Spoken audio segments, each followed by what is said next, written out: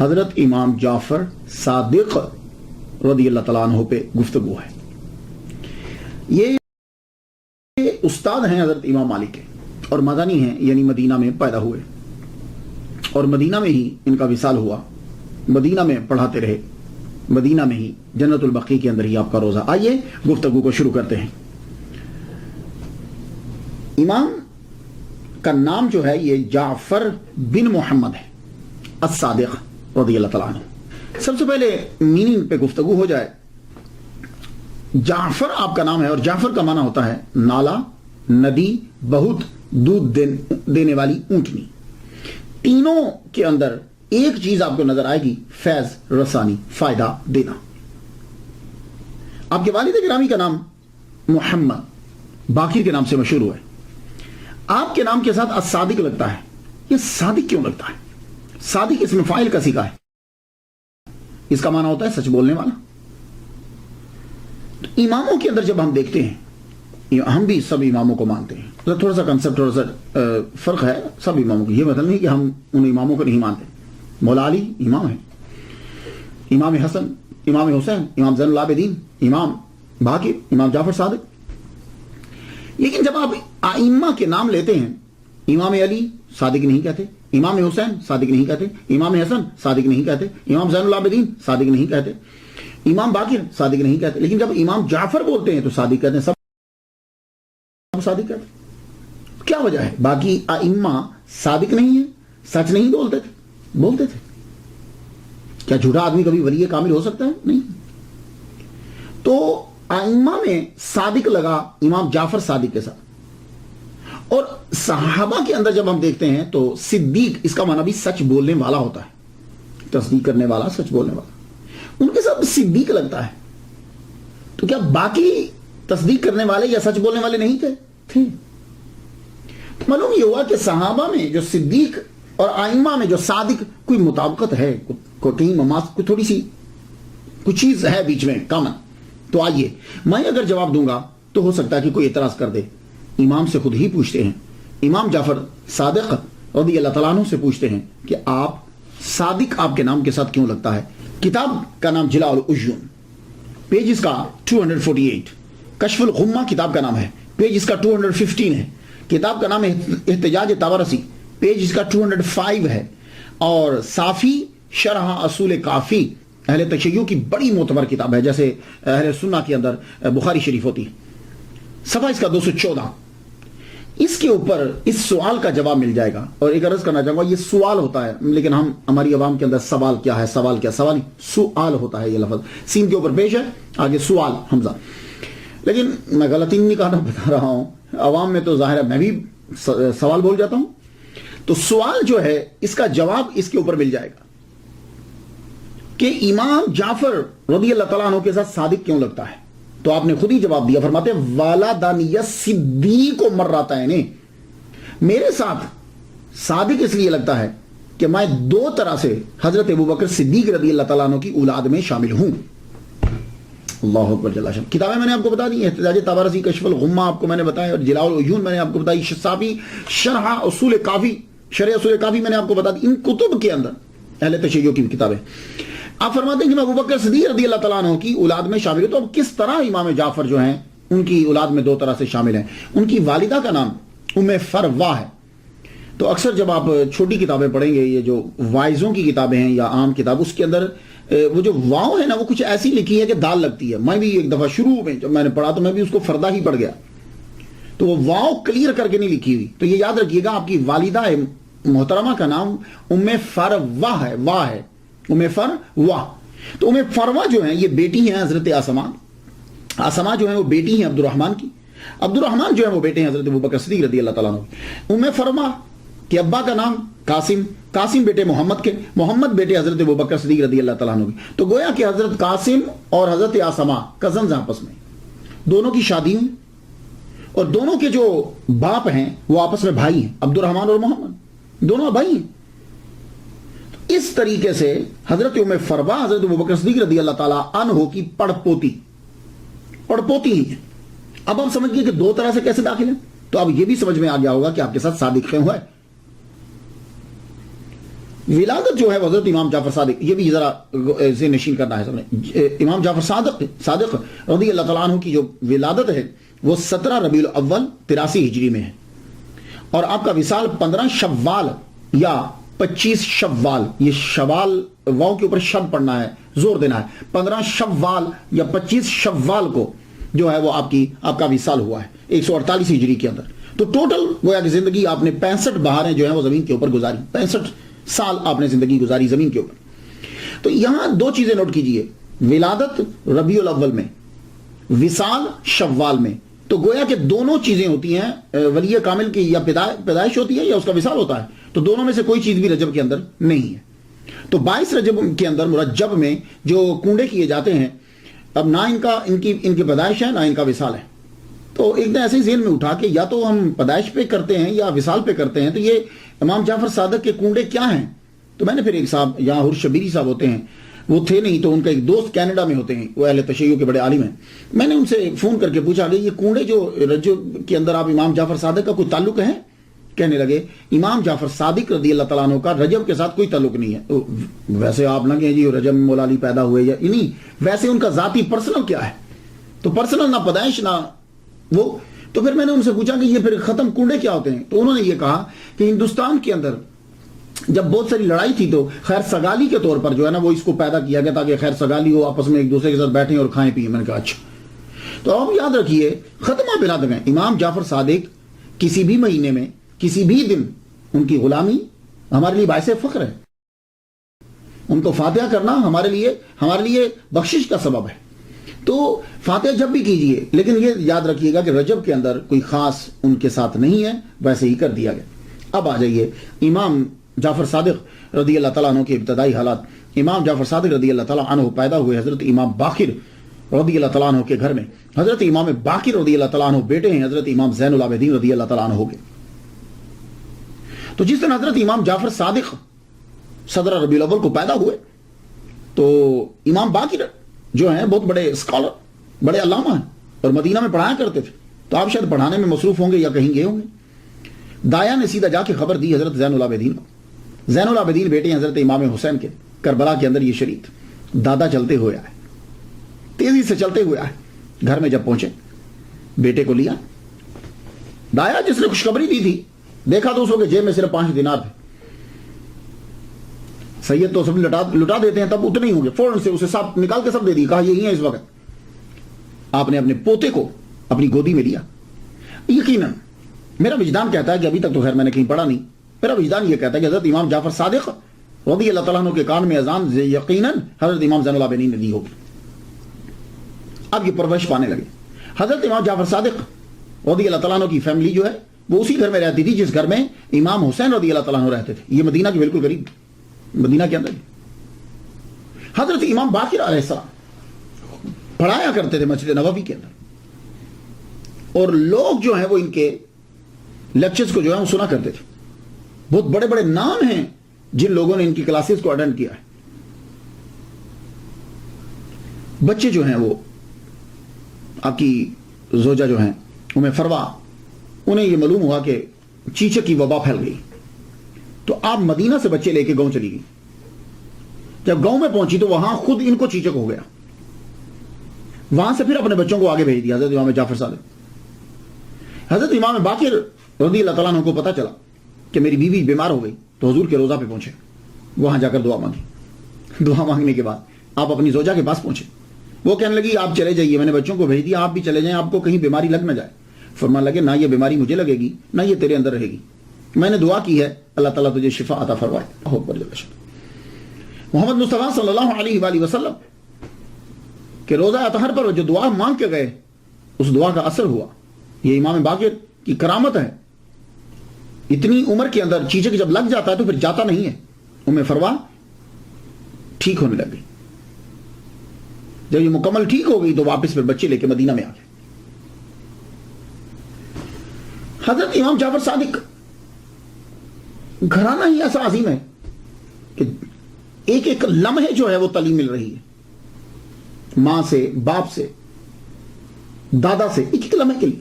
لیکن پھر بھی کچھ روایات ہوتی ہیں، 5 سال کی عمر میں بچہ جو ہے وہ ذرا ہوش سنبھال لیتا ہے۔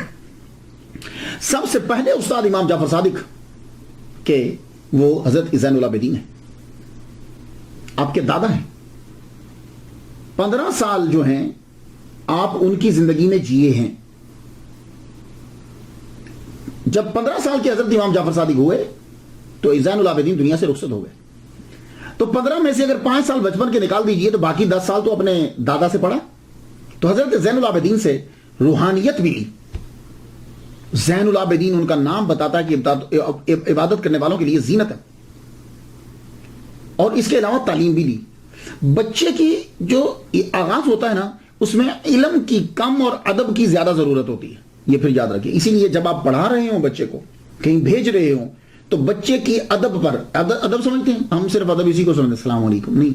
ادب مینز ہوتا ہے تمام اخلاق، مینرز، ایٹیٹیوڈ، اس کا رویہ، اٹھنا بیٹھنا، بات کرنا، کھانا پینا، یہ ساری چیزوں پہ غور کرنا ہوتا ہے۔ اور اس کے اندر یہ جو چیزیں ہیں یہ بڑی ضروری ہوتی ہے، یہ بچے کو ابتدا میں ہی سکھانا ہوتی ہے۔ ہم سمجھتے ہیں بڑا ہو کے سیکھ لے گا، تو اس کا مطلب ہے کہ بڑا ہونے تک بیچ کی ساری زندگی بدتمیزانہ ہی گزارنی نہیں، بچے پہ فوراً پکڑ لیجیے اسے۔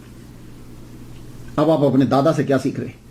آپ سمجھتے ہیں کہ حضرت زین العابدین صرف نمازیں پڑھتے تھے؟ نہیں، آپ نے 1300 سال قبل ایک ٹاپ کا رسالہ لکھا، صحیفہ سجادیہ بھی ہے اور رسالۃ الحقوق بھی ہے۔ رسالۃ الحقوق کے اندر جو ہے وہ چیپٹر ہے جس میں ٹیچرز کے جو ہیں وہ آپ نے حقوق لکھے، آداب لکھے۔ میں چند آپ کی نظر کر دوں، آپ اپنے پوتے کو پڑھا رہے ہیں کہ استاد کے آداب کیا ہوتے ہیں۔ استاد باپ کے برابر ہوتا ہے، یہ یاد رکھیے گا، بلکہ استاد باپ سے بھی افضل ہوتا ہے۔ تو پڑھاتے جب استاد پڑھا رہا ہو، اب سنیے ذرا کیا سبق دیا جا رہا ہے حضرت امام زین العابدین کی طرف سے۔ جب استاد پڑھا رہا ہو تو نظریں اس کے چہرے پہ گاڑ کے رکھو، ان کی طرف دیکھو، ادھر ادھر مت دیکھو، تاکہ ان کی بات کو اچھے طریقے سے سمجھ سکو۔ جب سیکھ رہے ہو تو استاد کے متعلق اپنے دل کو صاف کر لو۔ استاد سے غیبت، بغض، دشمنی، نفرت، حقارت نہ آئے، صاف دل ہو تو اسے پڑھو۔ استاد کی آواز سے اپنی آواز بلند مت کرو۔ جب استاد پڑھا رہے ہو تو آواز بلند مت کرو، خاموشی سے ان کی بات کو غور سے سنو۔ جب استاد سوال اور جواب میں مصروف ہوں، کسی سے پوچھ رہے ہیں یا بتا رہے ہیں، تو پھر تم بیچ میں بات مت کرو۔ اور اگر استاد کی کوئی برائی کرے تو دفاع کرو جب استاد سامنے نہیں۔ اب بتائیے جا کے دنیا کو کہ دیکھیے آج تو 1300 سال قبل جو ہیں وہ ٹیچرز کے حقوق کیا آج یہ ہیں؟ میں امریکہ میں کلاسز میں دیکھتا ہوں کوئی ادب و آداب ہے ہی نہیں۔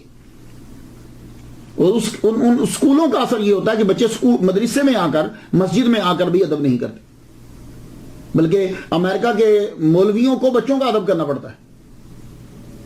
ہاں، وہ اسی چیز کے عادی ہوتے ہیں۔ صادق نے اپنے دادا سے سیکھا، اس کے بعد ان کے دوسرے استاد آپ کے والد گرامی ہیں حضرت امام باقر رضی اللہ تعالیٰ۔ امام جعفر صادق خود کہتے ہیں کہ مجھے ٹین ایج کے اندر میرے والد گرامی حضرت امام باقر نے فلسفی، physics, Greek ethics, theology and law, jurisprudence, science, mathematics, یہ مجھے ٹین ایج کے اندر پڑھا دی انہوں نے۔ اور آپ کے ایک استاد عبید اللہ بن رافع بھی ہیں، ان سے آپ نے احادیث سیکھی۔ اور امام جعفر صادق چھوٹے سے تھے، جب آپ کی عمر چھوٹی ہے، آپ نے حضرت انس رضی اللہ تعالیٰ صحابی مصطفیٰ کو دیکھا ہے، اس لحاظ سے آپ تابعی بھی ہیں۔ اور حضرت امام جعفر صادق رضی اللہ تعالیٰ عنہ کے تیسرے استاد آپ کے نانا قاسم بن محمد بن ابی بکر صدیق رضی اللہ تعالیٰ عنہ۔ آپ جانتے ہیں کہ حضرت امام جعفر صادق رضی اللہ تعالیٰ عنہ کے نانا جو ہیں وہ کیا مقام رکھتے تھے مدینہ میں؟ مدینہ کے 7 مشہور فقہا میں ان کا شمار ہوتا ہے، ایک یہ ہے ان میں سے۔ تو نانا سے ویسے بھی بڑا پیار ہوتا ہے۔ تو نانا جو ہیں وہ پوتے ہیں حضرت ابو بکر صدیق رضی اللہ تعالیٰ عنہ کی، جو امام جعفر صادق کے نانا ہیں، قاسم، حضرت قاسم بن محمد بن ابی بکر صدیق رضی اللہ تعالیٰ عنہ۔ نانا سے بھی آپ نے تمام تعلیم سیکھی، کیونکہ خود آپ بڑے مجتہد تھے۔ آپ نے حضرت ابن عباس رضی اللہ تعالیٰ عنہ سے روایت کی، تو نانا کا سارا علم صحیح طور پر آپ تک منتقل ہو۔ امام جعفر صادق رضی اللہ تعالیٰ عنہ نے نانا کی زندگی کی 28 بہاریں دیکھی ہیں۔ 28 سال اپنے نانا کی زندگی کو دیکھا انہوں نے، 28 سال۔ اس لیے کہ آپ کے نانا قاسم بن محمد کا انتقال 108 ہجری میں ہو گیا تھا. جب آپ پڑھ چکے تو اب حضرت امام جعفر صادق رضی اللہ تعالیٰ عنہ آپ پڑھانے لگے. اور جب پڑھانے لگے تو میں نام ہی بتا دوں تو آپ سمجھ آئیے گا, تاکہ تو گفتگو جو ہے وہ سمٹ جائے. آپ کے شاگردوں میں حضرت امام مالک, آپ کے شاگردوں میں حضرت امام عاصم, امام اعظم. یہ امام مالک یہ بھی ایک فقہ کے فاؤنڈر ہے, ایک سکول کے فاؤنڈر ہے. امام اعظم حنفی فقہ کے فاؤنڈر ہے. حضرت سفیان ثوری یہ بھی امام مانے جاتے ہیں.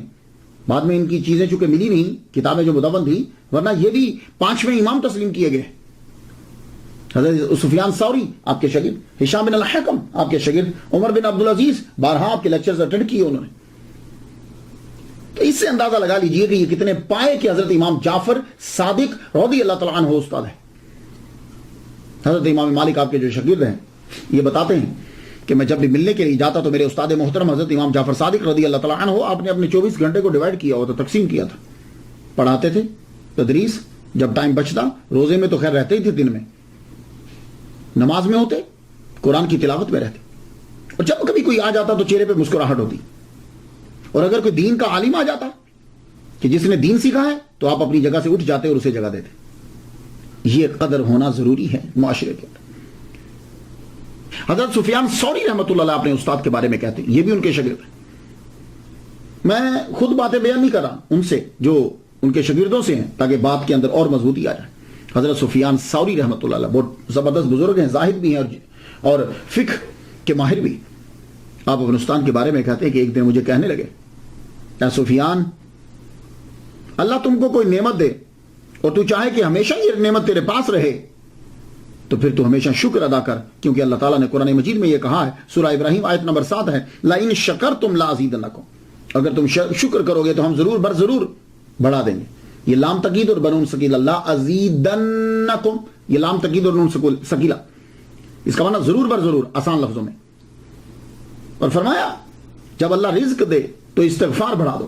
اگر کبھی دیکھتے ہو کہ رزق ملا ہے اور کم نہ ہو جائے, بڑھتا جائے,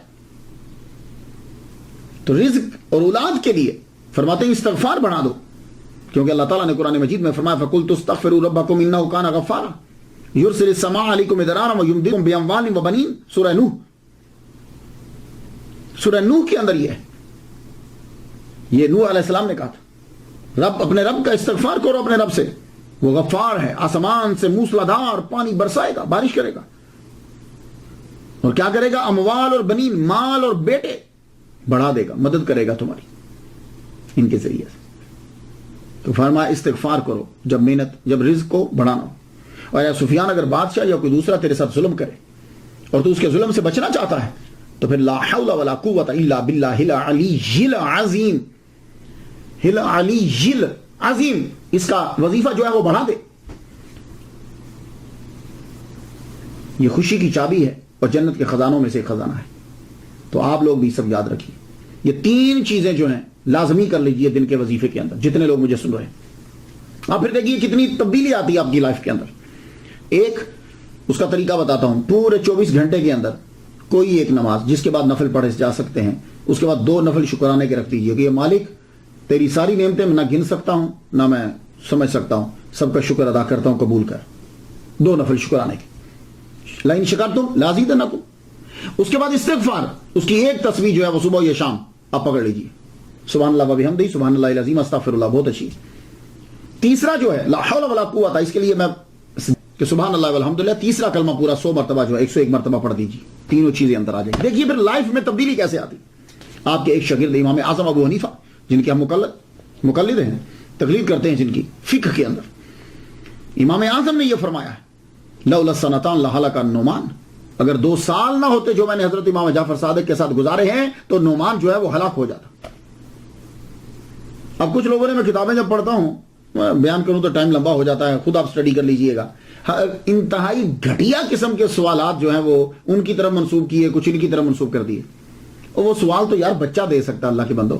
حضرت امام جعفر صادق اور حضرت امام اعظم سے یہ توقع ہو گئی, چھوٹے چھوٹے سوال, آنکھ میں پانی جو ہے نمکین کیوں ہوتا ہے, کیا ہے یہ جملہ ہی کافی ہے ان کے مقام کے لیے اور ان کے ادب کے لیے. کہ 2 سال اگر میں نے ان کے ساتھ نہ گزارے ہوتے تو نعمان ہلاک ہو جاتا. بھئی اتنا جملہ ہی کافی. اللہ اکبر. اب ان کی حقارت ثابت کرنے کے لیے، حقیر کرنے کے لیے عجیب قسم کے سوال ہیں. حضرت باجزید بسطامی بھی ان کے شاگرد ہیں، حضرت امام جعفر صادق رضی اللہ تعالیٰ عنہ کے. باجزید بسطامی تو جب سے ان کے پاس آئے، یہ ان کے ٹاپک میں آپ جا کے پڑھ لیجئے گا، ان کی ملاقات ثابت ہے. جب آئے تو آپ اتنا ادب کرتے تھے کہ استاد کے پاؤں مبارک سے اوپر چہرہ ہی نہیں اٹھاتے تھے. ایک مرتبہ حضرت امام جعفر صادق رضی اللہ تعالیٰ عنہ نے کہا باجزید سے جاؤ وہ طاق سے ذرا چیز تو پکڑانا. کہا حضور طاق کدھر ہے؟ فرمانے لگے اتنے سال ہو گئے تمہیں طاق کا نہیں پتہ چلا؟ کہنے لگے حضور میں جب سے آیا ہوں میں نے کبھی آپ کے پاؤں مبارک سے اپنی نظریں اٹھا کے اوپر نہیں دیکھی. انہوں نے فرمایا جاؤ باجزید تیرا کام پورا ہو گیا، اب جاؤ جا کے تبلیغ کرو، تم مکمل ہو گیا کام. تو باجزید بسطامی بھی ان کے شاگرد. تو بس شاگردوں سے اندازہ لگا لیجئے کہ استاد کا مقام کیا ہے. ایک ان کے شاگرد ہشام بن الحکم ہے. انہوں نے امام جعفر صادق رضی اللہ تعالیٰ عنہ سے علم مناظرہ سیکھا ہے. تو امام جعفر صادق علم مناظرہ کے اندر بھی ٹاپ کے تھے. اس کی ایک مثال دے دیتا ہوں. ہشام سے کسی نے آ کر پوچھا تم خدا پہ یقین رکھتے ہو؟ کہاں تمہارا خدا ہے؟ کہاں ہاں. تو کہا کیا تمہارا خدا جو ہے وہ اس انڈے میں، انڈا تو اس انڈے کے اندر بغیر اس انڈے کو بڑا کیے، بڑا نہ کرے، وہ ساری کائنات زمین و آسمان اس کے اندر ڈال سکتا ہے، فکس کر سکتا ہے؟ آپ تب پڑھ رہے تھے. حضرت امام جعفر صادق رضی اللہ تعالیٰ عنہ کے پاس پہنچے. شام ہو چکی تب، سورج ڈوب گیا تھا. سوال پوچھے، آپ نے فرمایا آرام کرو، صبح جواب دیں گے جب سورج نکل آئے گا. رات سوئے، صبح سورج نکلا گئے. امام نے فرمایا جاؤ ہمارے گھر کی چھت پہ ذرا جانا، چھت پہ چاروں طرف دیکھنا اور جو نظر آئے یاد رکھنا. اوپر گئے ہشام بن الحکم، چاروں طرف دیکھا، نیچے آ گئے. آپ نے فرمایا کیا دیکھا؟ کہا حضور میں نے اونٹ دیکھا، پہاڑ دیکھے، میدان دیکھا، جانور دیکھے، میں نے مواشی دیکھے جس کو مویشی کہتے ہیں، مواشی دیکھے، میں نے انسان دیکھے، مکانات دیکھے، درخت دیکھے. فرمانے لگے تو کس شے کے ساتھ دیکھے؟ کہا حضور آنکھ کے ساتھ. کہا پوری آنکھ کے ساتھ؟ کہ نہیں حضور یہ آنکھ کے اندر جو ہے نا وہ چھوٹا سا نقطہ وہ دیکھتا ہے. فرمانے لگے یہ اونٹ تم نے اس سے دیکھا؟ فرمایا تیرا جواب آ گیا اسی بات کے اندر. آنکھ کے اندر چھوٹا سا نقطہ ہے، یہ یاد رکھیے گا. تو فرمانے لگے کہ اللہ تعالیٰ نے یہ پیدا کی ہے آنکھ، اور اونٹ بھی اس کے اندر آیا، پہاڑ بھی اس کے اندر آئے، زمین بھی اس کے اندر آئی، مکانات بھی اس کے اندر آئے، درخت بھی اس کے اندر آئے. تو جو کائنات کا مالک اس آنکھ کے چھوٹے سے نقطے میں بغیر اس کو بڑا کیے اس چیز کو اس کے اندر بند کر سکتا ہے، تو وہ رب قادر ہے اس بات کے اوپر کہ انڈے کو بڑا کیے بنا زمین و آسمان اس کے اندر جو ہے فکس کر دیں. سبحان اللہ، کیا کہنے. تو امام جو کے ایک اور شاگرد دنیا کے اندر بڑے مشہور ہوئے، جابر بن حیان. جابر بن حیان جو ہیں ایک نابغہ روزگار ہستی ہے. Astronomer, astrologer, engineer, geographer, philosopher, physicist, pharmacist, physician, chemist, alchemist. اور جب بھی کبھی گفتگو ہوتی تو امام جعفر صادق کا نام ضرور لیتے. کہتے یہ چیز میرے استاد امام جعفر صادق نے مجھے سکھائی. جب کیلشیم کا ذکر ہوتا، جس کو کیلشیم کہتے ہیں ہم اپنی کیلشیم کا ذکر کرتے، جب ایویپوریشن کا ذکر کرتے، اور جب کرسٹلائزیشن کا ذکر ہوتا، فرماتے کہ یہ سب چیزیں میں نے اپنے امام جعفر صادق رضی اللہ تعالیٰ عنہ سے سیکھی. تو یہ میں نے آپ کو چند چیزیں بتائیں کہ اس سے اندازہ لگا لیجئے کہ حضرت امام جعفر صادق رضی اللہ تعالیٰ عنہ کتنے قابل ہیں کہ دنیا کے عظیم لوگ ان سے علم سیکھنے کے لیے آ رہے ہیں. ان کی علمیت کا اعتراف صرف ہم نے نہیں کیا، مغرب میں کیا. ایسن کولبرگ، یہ پروفیسر ڈاکٹر جو ہے یہ کولبرگ تل اویو میں 1943 کے اندر یہ پیدا ہوا ہے. 1972 میں تدریس اس نے شروع کی ہیبرو یونیورسٹی کے اندر. 4 سال بعد اس کی ترقی ہو گئی. 1 سال اس نے امریکہ میں بھی پڑھایا ہے. اس کی بہت سی تحقیقات ہیں کہ جس کا ترجمہ جو ہے وہ پرشین کے اندر بھی ہوا، ترکش میں بھی ہوا، اور عربی کے اندر بھی ہوا. اس نے حضرت امام جعفر صادق رضی اللہ تعالیٰ عنہ کے بارے میں یہ جملہ کہا ہے کہ انہوں نے 400 ایسے شاگرد تیار کیے کہ جنہوں نے دنیا کے اندر علم کو جو ہے وہ پھیلایا. ویسے تو بہت سے لوگ پڑھتے تھے لیکن 400 علمی سپوت دنیا کو دیے. اور فرانس کا ایک آدمی ہے کہ اس نے ریسرچ کر کے پی ایچ ڈی کی ڈگری دی حضرت امام جعفر صادق کے اوپر. اور اس نے یہ ثابت کیا. ٹاپک جانتے اس کی پی ایچ ڈی کے مقالہ کا ٹاپک کیا تھا؟ موضوع یہ تھا Jafar Sadiq is a great Muslim scientist and philosopher. امام جعفر صادق کی طرز زندگی کیسی، یہ ہمیں دیکھنا ہوتا ہے کہ یہ عظیم لوگ زندگی کیسے گزارتے. ان کے بارے میں، ان کے کردار پہ کیا لفظ شیئر کروں گا. بس یہ چاہتا ہوں کہ ذرا لفظ بلند ہو جائیں، بس ان کے کردار کو اپنا لیں، ورنہ گفتگو کرنے کی ضرورت ہے. اتنا ہی کافی ہے کہ امام باقر کے بیٹے ہیں، زین العابدین کے پوتے. سید سخی ضرور ہوتا ہے، یہ اس کی خاص علامت ہوتی ہے. سید کو یوز نہیں ہوتا، یہ یاد رکھیے.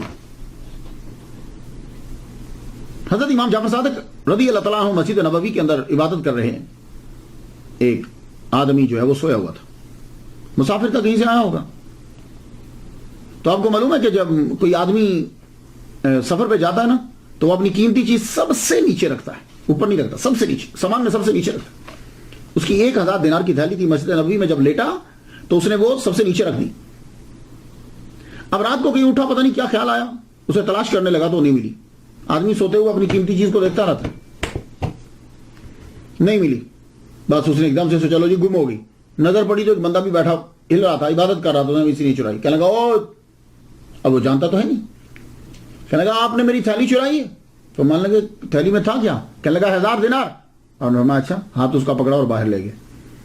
مکان قریبی تھا، دروازہ کھٹکھٹایا، اندر سے غلام آیا. اس کو اشاروں میں بتایا فلاں جگہ کے اوپر تھیلی پڑی 1000 دینار کی، لے کے ذرا باہر آنا. وہ گیا، تھیلی لے کے آ گیا.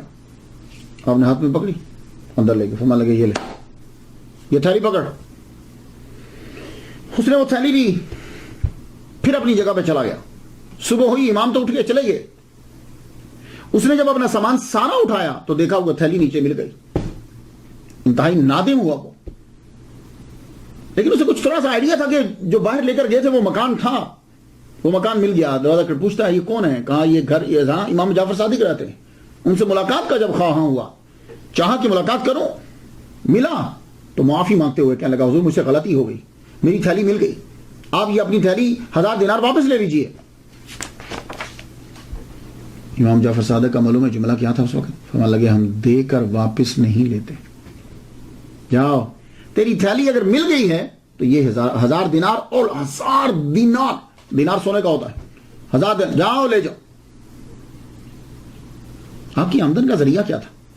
میں تو کہتا ہوں کہ اللہ تعالیٰ تمام علماء اکرام جتنے بھی مساجد کے ائمہ ہیں، اللہ تعالیٰ ان کو اپنا کاروبار دے ایسا کہ جس میں محنت بھی نہ کرنی پڑے لیکن ان کا خرچہ جو ہے وہ چلتا رہے. آمین. آپ کی آمدن کا ذریعہ کیا تھا؟ تجارت. کچھ پیسے آپ نے انویسٹ کیے ہوئے تھے، اس سے آپ کو آمدن ہوتی. ایک.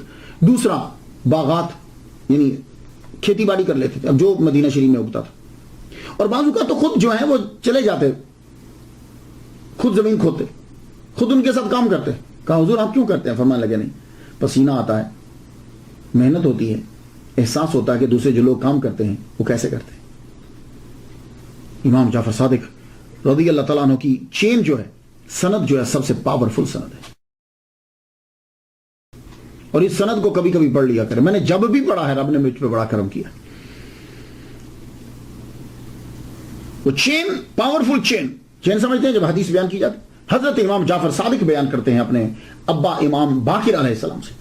امام باقر جو ہے وہ بیان کرتے ہیں اپنے والد گرامی حضرت زین العابدین سے. حضرت زین العابدین جو ہے وہ بیان کرتے ہیں اپنے والد گرامی حضرت امام حسین رضی اللہ تعالیٰ عنہ سے. حضرت امام حسین رضی اللہ تعالیٰ عنہ بیان کرتے ہیں حضرت مولا علی شیر خدا اپنے والد سے. مولا علی شیر خدا بیان کرتے ہیں اپنے نبی، اپنے آقا، اپنے مولا محمد مصطفیٰ صلی اللہ علیہ وسلم سے. اس سے پاورفل چین نہیں ہے. من قال لا الہ الا اللہ فدخل الجنہ، کہ جس نے لا الہ الا اللہ کہا پورا، یعنی محمد، وہ جنت میں داخل. بہت پاورفل چین ہے. کوئی بیمار ہو جائے نا تو اس کے کان میں ضرور پڑا کریں اسے. اب جس نے دنیا میں آنا ہے وہ آخر چلا بھی جائے گا.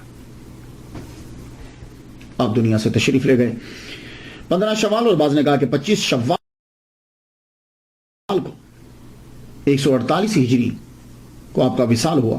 آپ کا جنازہ آپ کے صاحبزادے موسیٰ کاظم، امام موسیٰ کاظم علیہ السلام نے پڑھائی. اور آپ کی قبر جو ہے وہ جنت البقیع میں، جنت البقیع میں. حضرت عباس کی قبر بھی اسی جگہ پہ جو آپ کے چچا ہے، امام حسن اور زین العابدین، امام باقر اور امام